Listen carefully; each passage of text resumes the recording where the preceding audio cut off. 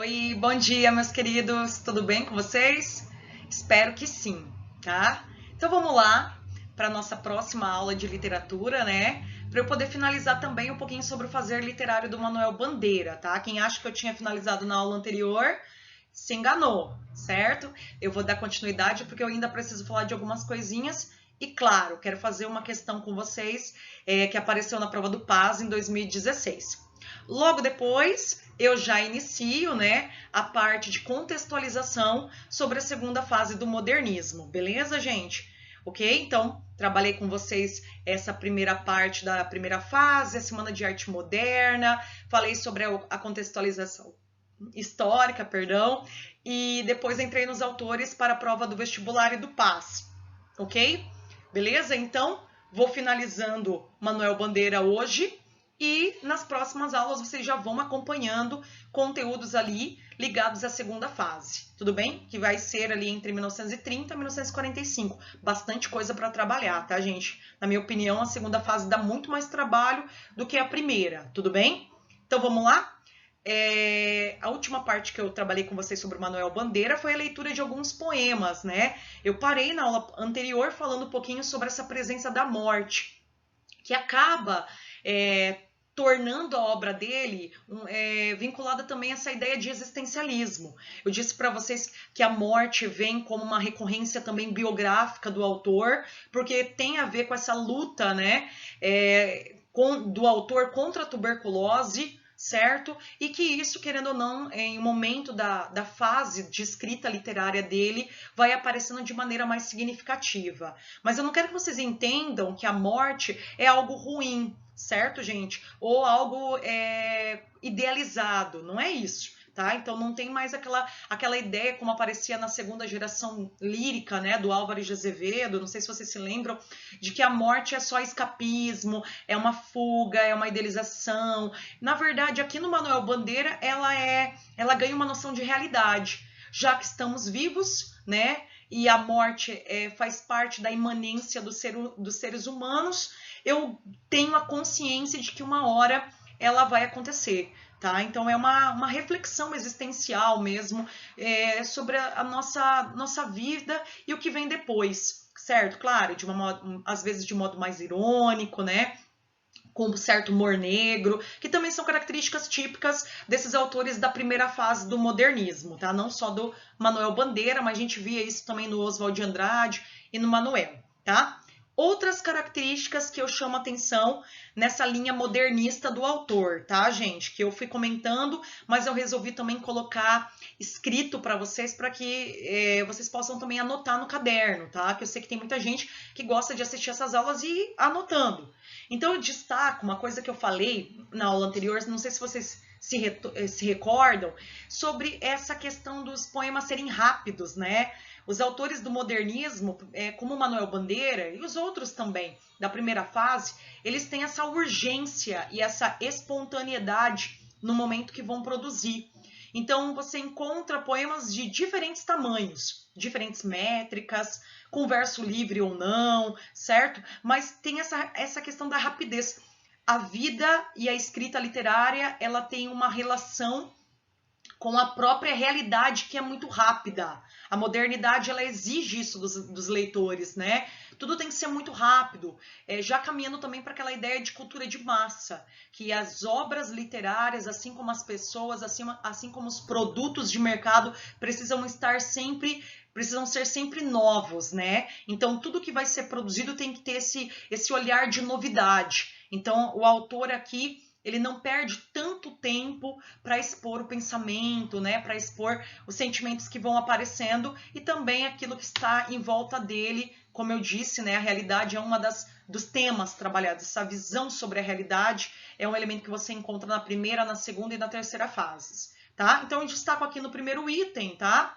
O senso de pesquisa sobre novas práticas ou modelos de expressão artística, que vão aparecer não só na primeira fase, tá, gente? Com poema piada, os poemas rápidos, engraçados, né? Que tem ambiguidades, que tem ironias, poema minuto e a incorporação do humor em poesia. Humor que às vezes é leve, às vezes é um pouco mais pesado, às vezes é um pouco mais crítico, tá? Que impulsiona também o pensamento do leitor estar toda hora trabalhando juntamente com o eu lírico, tá? Então tem que ter esse trabalho conjunto, beleza? Outro aspecto que eu também comentei, mas eu resolvi colocar escrito, né? É a despreocupação com a métrica. Eu comentei isso na aula anterior. Se você for fazer a escansão do poema, vocês vão perceber que muitas vezes não vai dar aquele padrão tradicional de que todos os versos eles precisam dar o mesmo número de sílabas poéticas. Aqui existe essa leveza também, né, na parte estrutural. Emprego do verso livre, branco ou solto, que é aquele verso que não tem rima, tá? Que vocês veem também em outros autores, não só no Manuel Bandeira, tá?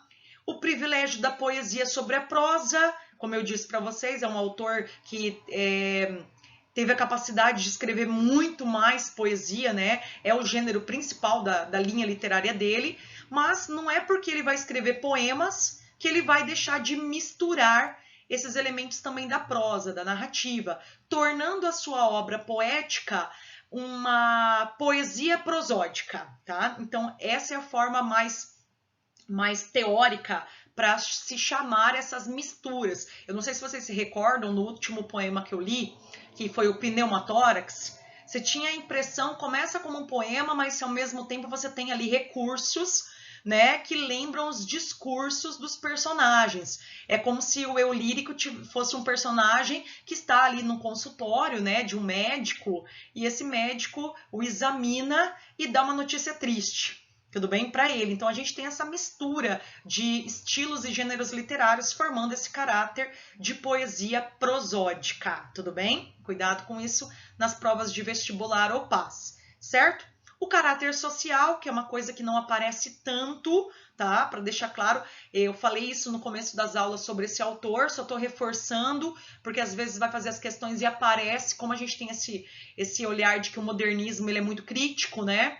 Ele vem com autores e produções crítico-reflexivas, a gente sempre acha que todos os autores sempre vão trabalhar essa linha de denúncia e de engajamento, mas como eu disse no início, o Manuel Bandeira não se inspira tanto em obras, não é que não vai ter, lembra lá do poema Irene no Céu, tá? Ok?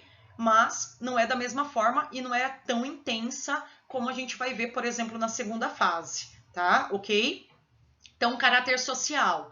Característica menos frequente de Bandeira, de certa forma, o autor era alheio às tendências ideológicas da época.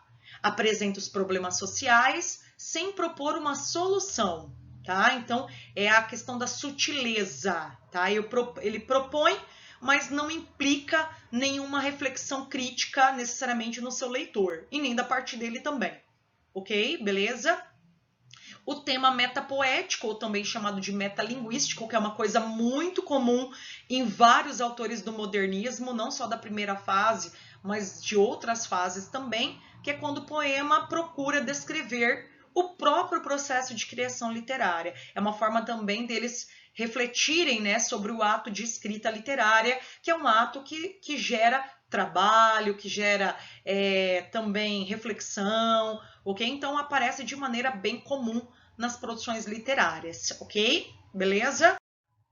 Aqui eu tenho um exemplo, né, um dos poemas que aparece na obra catalogada para o PAS, que é um exemplo de produção metapoética. Vamos lá, para a gente lembrar o que seria essa produção metapoética?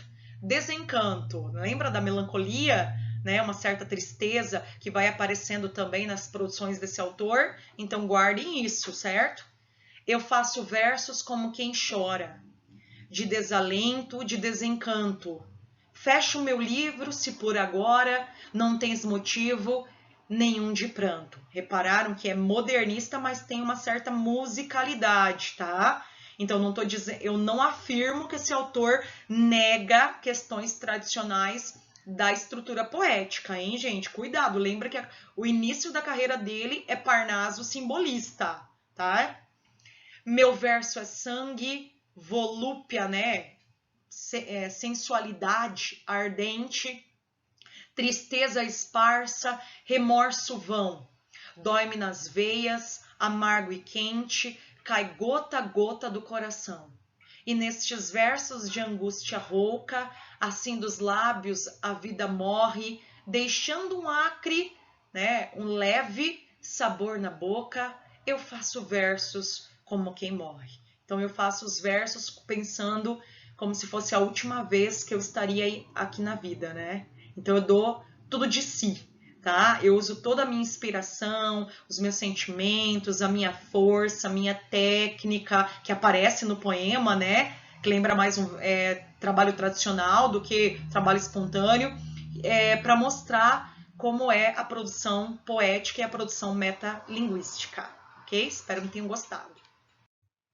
Aqui tem mais 2 poemas, né? Do autor, 2 que eu gosto bastante, um dos mais famosos dele, se vocês procurarem na internet, sempre aparecem questões ligadas, né, a esse poema, tá? Vou-me embora para Passárgada. Passárgada é um lugar, vamos imaginar que é um lugar ficcional, né? Seria um lugar de sonho. Sabe aquele lugar que a gente sempre quer ir, mas às vezes nem existe? Então, na verdade, seria um próprio lugar neológico do autor. Ele é bem extenso, tá, gente? Tá? Antes de eu começar, ele é bem extenso. A professora pegou só as 2 primeiras estrofes, mas imaginem que o poema ele continua. Só para vocês terem um bocadinho desse poema que é maravilhoso, tá? Vou-me embora para Passárgada, lá sou amigo do rei, lá tem a mulher que eu quero, na cama que escolherei. Vou-me embora para Passárgada, tá? Então lá nesse lugar que eu crio, né, esse lugar de fantasia, eu posso ser quem eu sou, né? Eu posso ser a pessoa que ninguém imagina que eu quero ser. Eu sou livre, né? E quando eu estiver mais triste de não ter jeito, quando de noite me der vontade de me matar, lá sou amigo do rei, terei a mulher que eu quero, na cama que escolherei. Vou-me embora para Passárgada. Maravilhoso, né? Então é cheio de significâncias, ok? Beleza? Então é aquele lugar de quando a gente está triste, nós estamos perdidos, com tédio relacionado à vida e a gente quer se encontrar. Então é esse lugar, pode ser vários, né? Vai adivinhar o que seria o que é a Passárgada para vocês, tá? A minha Passárgada, eu tenho certeza que ela existe e a de vocês. Andorinha, para a gente poder ir para a questão, né? Vai lá.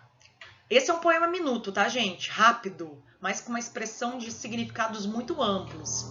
Andorinha lá fora está dizendo: passei o dia à toa.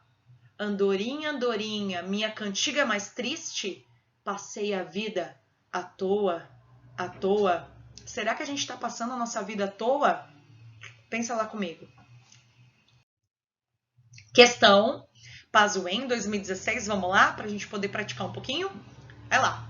Assinale o que for correto sobre o poema abaixo, sobre o seu autor, Manuel Bandeira.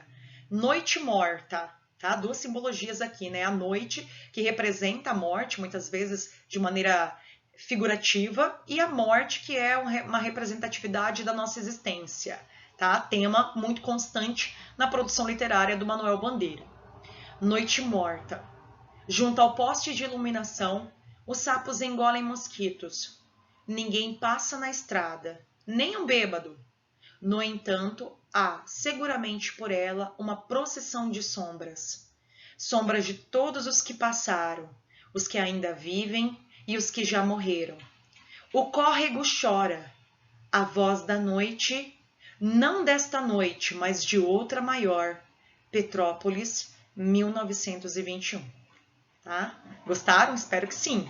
É um poema que trabalha essa noção de realidade, né? E ao mesmo tempo vai para o universo de fantasia, personificação de elementos, certo? Parece que vai para um lado também sublime, que não tem nem pé nem cabeça. Mas vamos lá? Vocês vão perceber que a questão ela é bem interpretativa, como a professora comentou, que é comum aparecer principalmente na prova do PAS, tá? Vamos lá? Próximo. Então, 01. Embora a noite esteja iluminada pelo poste de luz, o silêncio e as sombras criam um ambiente gótico e triste. Os bêbados e os sapos são os únicos seres alegres em um espaço desolado. O que vocês acham? Tá? Será que é isso mesmo que aparece dentro da obra? Os bêbados e os sapos são os únicos seres alegres em um espaço desolado? O que vocês acham aí? Beleza? Eu acho que não. Tá? E na verdade nem os bêbados saíam, né? Então, só os sapos que estavam ali sendo iluminados. Se a gente relembrar um pouquinho do começo do poema, nem os bêbados estavam passando naquela estrada. Então, obviamente, não faz parte, tá? Próximo, 2. O córrego chora. É uma expressão que se configura como uma personificação. Lembram da figura de linguagem? Personificação, ou também chamada de prosopopeia. É quando eu quero estabelecer características de seres animados a seres inanimados. Então, nesse caso, o córrego, que é inanimado, recebe uma característica humana de chorar. Tudo bem? Até agora correto. A ideia criada pelo texto consiste em atribuir ao córrego um atributo humano, o choro. O eu do poema associa o barulho emitido pelo correr das águas a um lamento dentro da noite. O que vocês acham? Na minha opinião, correto. Beleza? Então, gabarito até agora, 0,2. 4. O verso final refere-se a uma noite especial, que pode ser a véspera do Natal ou do Ano Novo. Pera lá. Até onde eu me lembro, que nós fizemos a leitura anterior, não tem nada de referência a épocas importantes. Não fala nada de Natal, ele deixa subentendido, vai saber qual é a noite especial, né? Então, eu não vou nem terminar de ler, porque, na minha opinião, errada. Tudo bem? 0,8. O poema é composto de versos com métrica regular, com exceção das rimas emparelhadas, passaram e morreram. O texto apresenta rimas interpoladas. A regularidade métrica e o equilíbrio formal mostram que, apesar da tristeza, a camada racional se sobressai à emocional.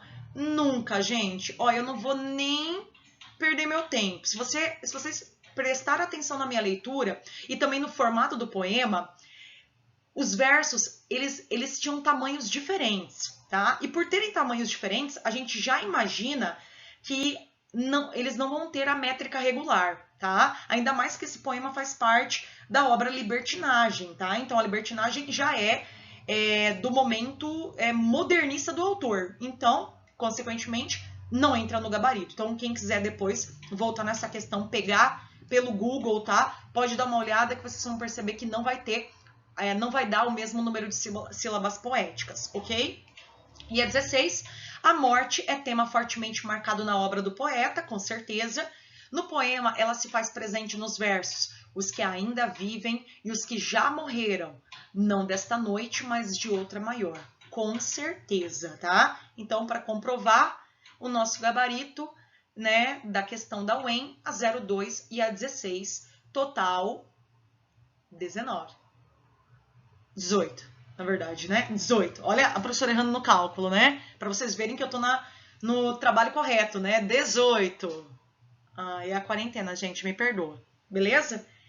Espero que vocês tenham gostado, tá? E quem quiser, podem procurar mais questões. A professora vai montar uma lista para vocês e provavelmente vai mandar também nos grupos do WhatsApp, tá? Sobre esse conteúdo, ok? Beleza? Espero que vocês tenham gostado dessas aulas sobre o Manuel Bandeira.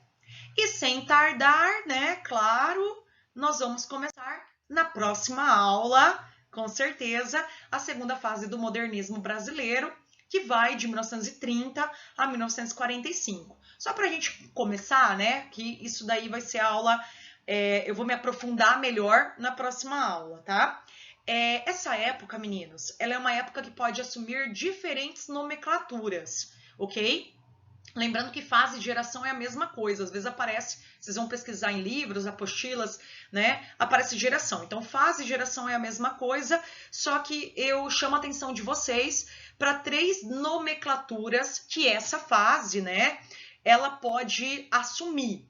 Geração de 30, tudo bem? Que ok, né? Óbvio, né? 1930 é o início dessa segunda fase. Ou fase de consolidação literária, então diferente da primeira fase, que é uma fase mais radical, né? É uma fase heróica que vem para inaugurar e romper com os tradicionalismos literários, né? Para trabalhar também aquela noção de vanguarda e de iconoclastia. Essa fase, ela é uma fase considerada mais madura, tudo bem? Não só nas ideologias, mas também nas produções literárias, ok? Certo?